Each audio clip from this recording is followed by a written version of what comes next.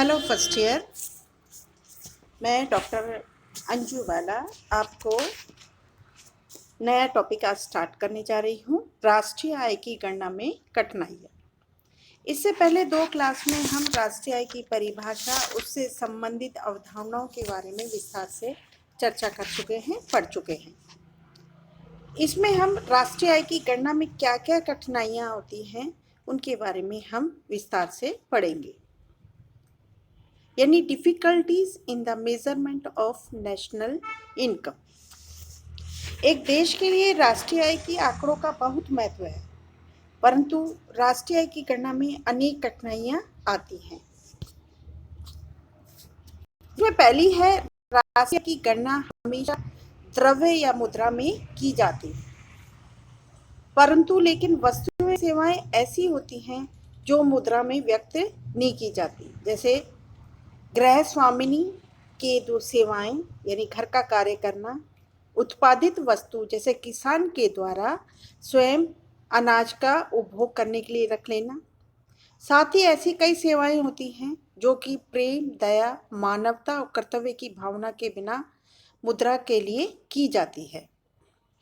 समस्या है कि ऐसी सेवाओं की गणना राष्ट्रीय आय में किया जाए या नहीं। यदि इन्हें राष्ट्रीय आय में शामिल नहीं किया जाता तो राष्ट्रीय आय कम होगी।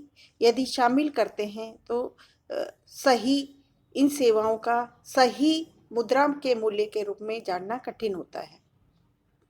सकल राष्ट्रीय आय में एक अर्थव्यवस्था में एक निश्चित समयावधि में उत्पादन साधनों की आर्थिक क्रिया द्वारा उत्पादित कुल वस्तुओं व सेवाओं का मुद्रा मूल्य के रूप में की जाती है।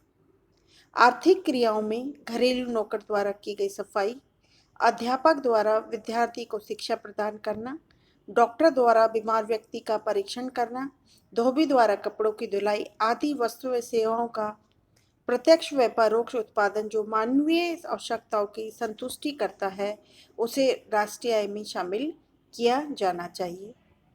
राष्ट्रीय आय में स्वयं के द्वारा कपड़े धोना, अपनी शेव बनाना, गृह स्वामिनी के द्वारा घर का कार्य करना, बच्चों की देखभाल करना शामिल नहीं किया जाता, क्योंकि ये क्रियाएं नाई, धोबी, घरेलू नौकरानी आदि की क्रिया के समान हैं। परंतु हम इन क्रियाओं को राष्ट्रीय आय में शामिल नहीं करते, क्योंकि ये क्रियाएं आर्थिक क्रियाओं की श्रेणी में नहीं आते, जो बाजार प्रणाली को माध्यम बनाकर उत्पादित वस्तु व सेवाएं बाजार में बेची जाती हैं। परंतु इसके परिणाम स्वरूप वस्तु विनिमय प्रणाली के द्वारा विनिमय होने वाली वस्तुओं को हम राष्ट्रीय आय में शामिल नहीं कर सकते। अविकसित तथा पिछड़े देशों में तो अधिकांश वस्तु विनिमय प्रणाली प्रचलित होती है, यानी जिसमें मुद्रा का प्रयोग नहीं होता, वस्तु के बदले वस्तु गांवों में आदान प्रदान होता है।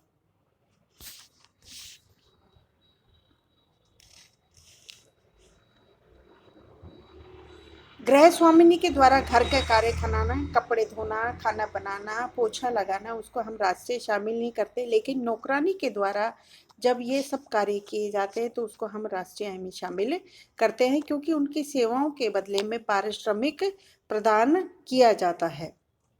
यह सही है कि हम गृहिणी की सेवाओं को राष्ट्रीय आय में शामिल नहीं करते, क्योंकि इसका मूल्यांकन संभव नहीं है। परंतु इस आधार पर हम विकसित और अविकसित देशों के राष्ट्रीय उत्पादनों की अपूर्ण तुलना नहीं कर सकते।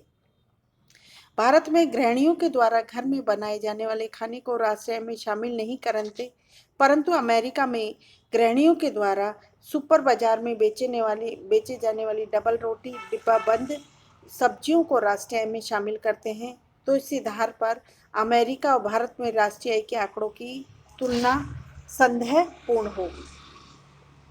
दूसरा है दोहरी गणना की संभावना।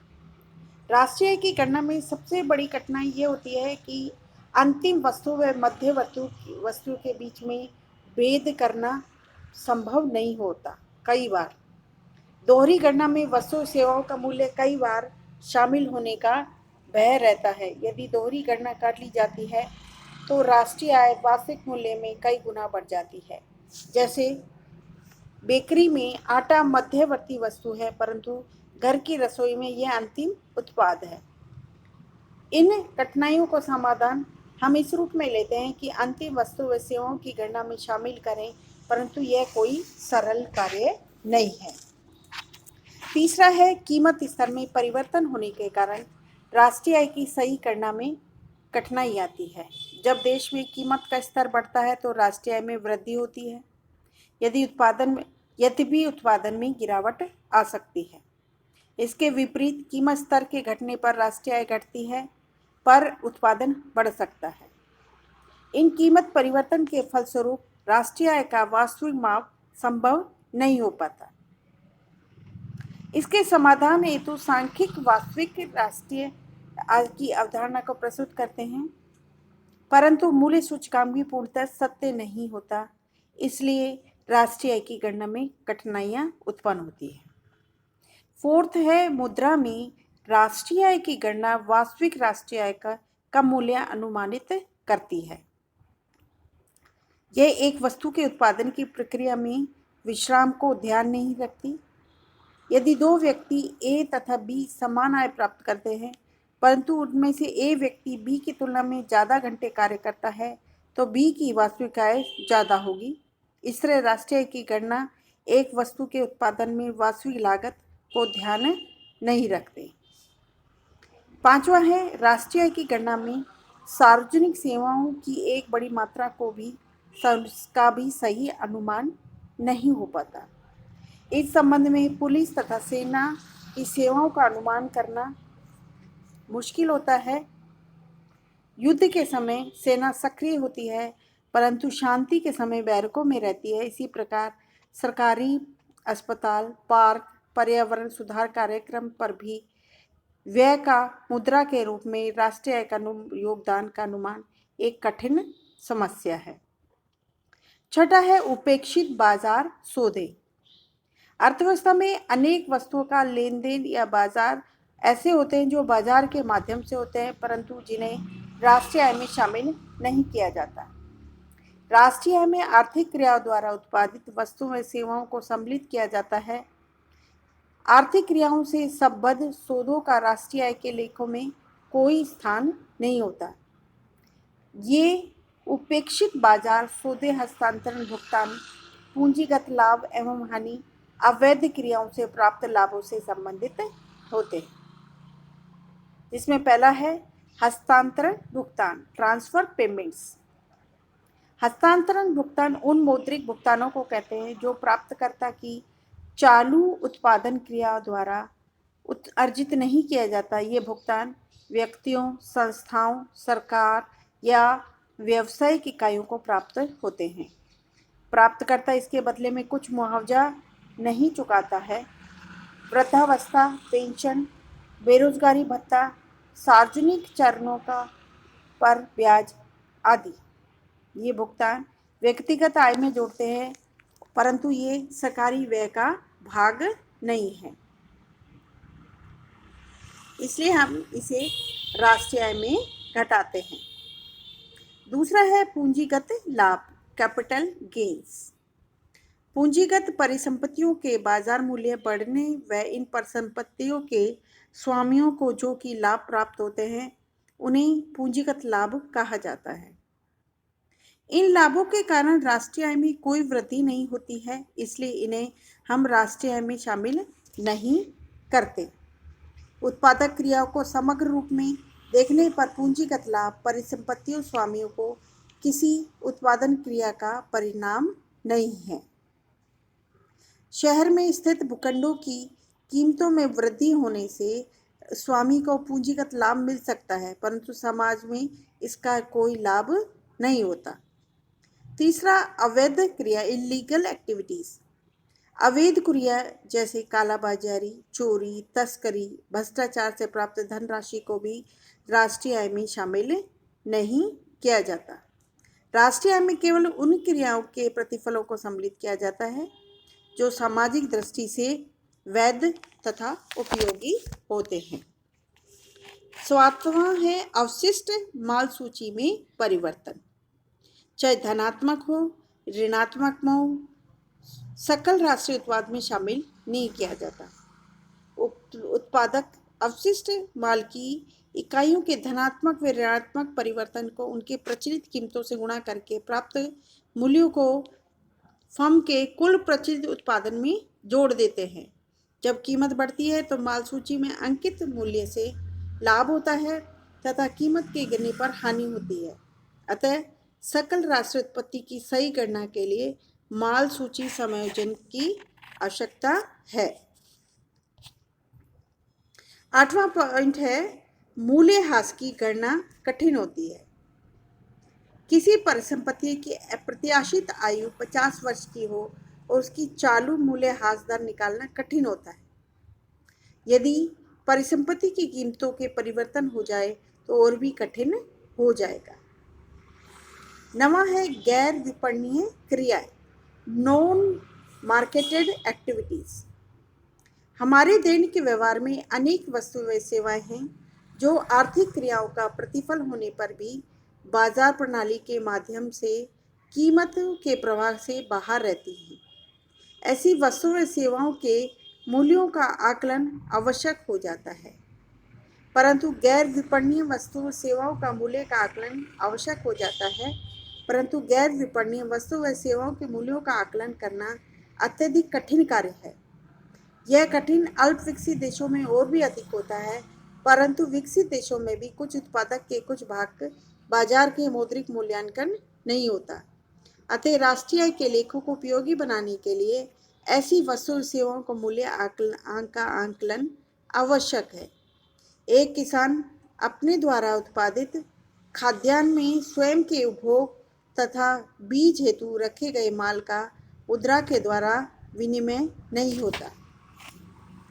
एक मकान मालिक अपने स्वयं के मकान में रहता है या एक कंपनी द्वारा अपनी कंपनियों के मौद्रिक वेतन के अलावा यदि शिक्षा, चिकित्सा आदि की सुविधा निःशुल्क उपलब्ध कराती है या बहुराष्ट्रीय कंपनियों अपने एजेंटों को वाहन, आवासीय सुविधाएं प्रदान करती है, तो कुल वास्तविक आय ज्ञात करने के लिए उनके मौद्रिक मूल्यों, वेतनों में इन सबको निःशुल्क सुविधाओं को आंकलित मूल्य को भी जोड़ा जाना चाहिए।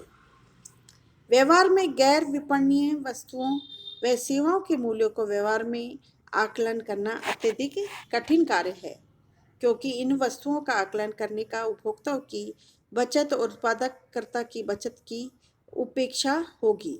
साथ ही सरकारी सेवाओं के रूप में समाज को प्रदान किए जाने वाले लाभ को भी आकलन सरल नहीं है। विकासशील अर्थव्यवस्था में राष्ट्रीय आय की गणना में कठिनाई। पहला, शिक्षा, अशिक्षा एवं आय व्यय का हिसाब। विकासशील देशों में जनसंख्या एक बहुत बड़ा भाग अप्रशिक्षित होता है, जो उत्पादन की खरीदने बेचने का कोई लेखा नहीं रखते। इससे राष्ट्रीय आय की गणना में कठिनाई होती है। दूसरा है आंकड़ों का अनुपालन, अनुपलब्धता। विकसित देशों विकासशील देशों में उत्पादन लागतों संबंधी सही आंकड़े उपलब्ध नहीं होते। कृषि, मछली पालन, मुर्गी पालन, पशुपालन, वानिकी आदि की मात्रा व मूल्य संबंधी आंकड़े पूर्णतः सत्य नहीं होते। यदि हम आय विधि से राष्ट्रीय आय की गणना करें तो लघु उद्योगों, निर्माण मजदूरों आदि की आय के आंकड़े उपलब्ध नहीं होते। राष्ट्रीय आय का इससे फिर सही अनुमान नहीं लगाया जा सकता। तीसरा है अमुद्रीकृत क्षेत्र। विकासशील देशों में एक बहुत बड़ा भाग अमुद्रीकृत क्षेत्र का पाया जाता है, जहाँ यानी मुद्रा का प्रयोग नहीं होता। वहाँ वस्तु विनिमय प्रणाली प्रचलित होती है, यानी वस्तु गांवों में वस्तु के बदले वस्तुओं का लेन देन होता है। अगला है व्यावसायिक विशिष्टीकरण की कमी। विकासशील देशों में व्यावसायिक विशिष्टीकरण का अभाव पाया जाता है। किसान खेती के साथ साथ मुर्गी पालन, मछली पालन, दुग्ध, कपड़े बनाना, अन्य काम करता है। ऐसी स्थिति में राष्ट्रीय आय की गणना में कठिनाई होती है। पांचवा, असंगठित क्षेत्र को प्रधानता। विकासशील देशों में उत्पादन की इकाइयों की छोटी और बिखरी हुई होती है।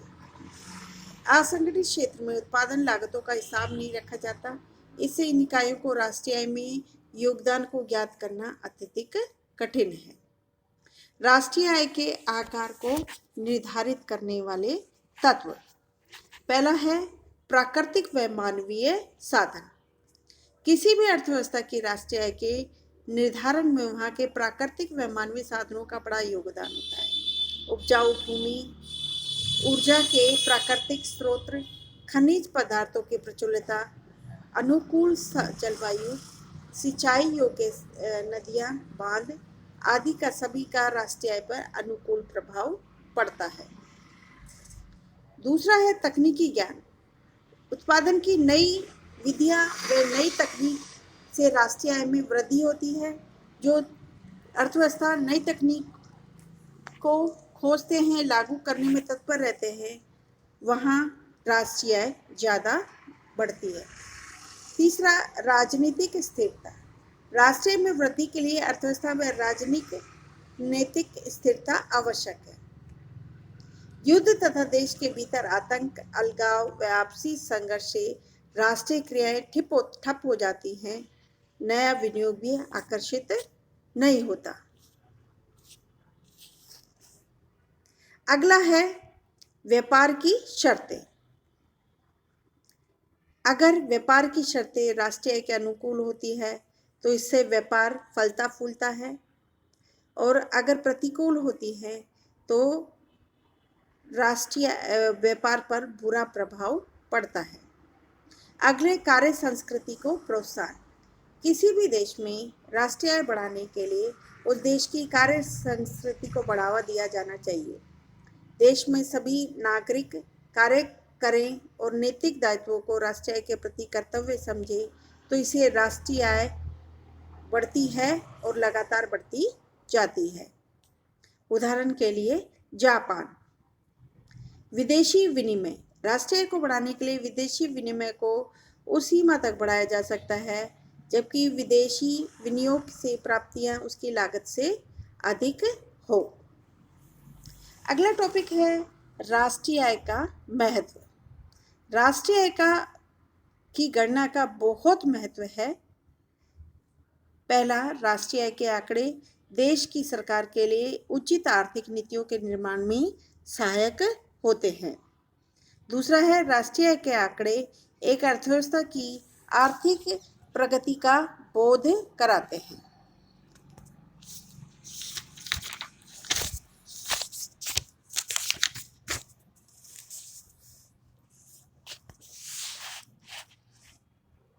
राष्ट्रीय आय का समय चक्र आंकड़े हमें उस देश की अवधि में अर्थव्यवस्था की आर्थिक प्रगति की सूचना प्रदान करते हैं, क्योंकि पहला, एक देश की राष्ट्रीय आय की वृद्धि सामान्यतः इस बात पर सूचना प्रदान करती है कि प्रगति के पथ पर उसके साधनों का उचित प्रयोग हो रहा है या नहीं। दूसरा, राष्ट्रीय आय के आंकड़ों से देश के आर्थिक विकास की प्रवृत्तियों तथा आर्थिक विकास को प्रभावित करने वाले तत्वों का ज्ञान होता है। तीसरा, राष्ट्रीय आय के आंकड़े हमें अर्थव्यवस्था की वार्षिक प्रगति का विवरण प्रदान करते हैं। चौथा, राष्ट्रीय आय के आंकड़े अर्थव्यवस्था में हुए संरचनात्मक परिवर्तनों के विषय में जानकारी प्रदान करते हैं। Thank you very much.